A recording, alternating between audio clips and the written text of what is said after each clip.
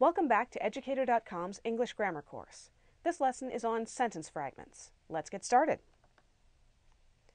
Alright, we're going to begin this lesson with a brief overview. We're going to talk about sentence boundaries, which is where fragments actually come from. We're going to talk about phrases and clauses because most sentence fragments are actually disembodied phrases and clauses. And we're going to talk about the different kinds of sentence fragments.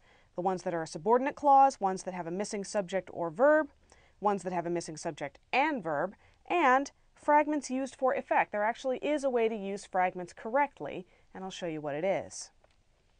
All right, sentence boundaries. Sentences need boundaries. They need punctuation and other techniques to break thoughts down into easily digestible chunks. Humans are easily distracted. We need ways to put our language in a little bit so we get it. When there are too many boundaries, sentences end up as fragments. We've broken them down into pieces that are too small, which is where we get the word fragments.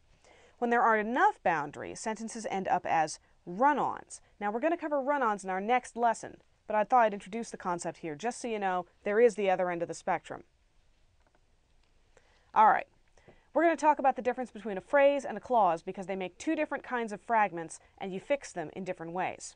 A phrase does not contain both a subject and a predicate. Now you remember from our lesson on sentence structure that the subject is whatever is performing the action and the predicate is the action they're performing.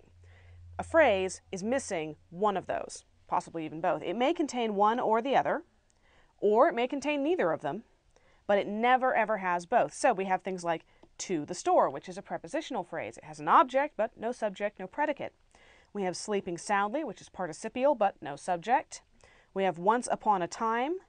Once again, we have an adverb and a prepositional phrase, but no subject, no predicate. And without saying a word, another prepositional phrase.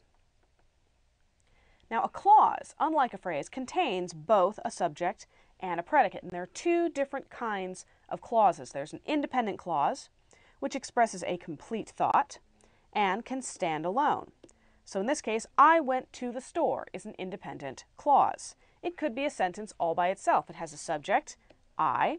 It has a predicate, went to the store. It works perfectly well as a sentence all by itself. It's independent. It doesn't need anything else. A dependent or subordinate clause, we use both names in English, unfortunately, cannot stand alone. It depends on another clause to do this. It begins with a subordinating conjunction or a relative pronoun.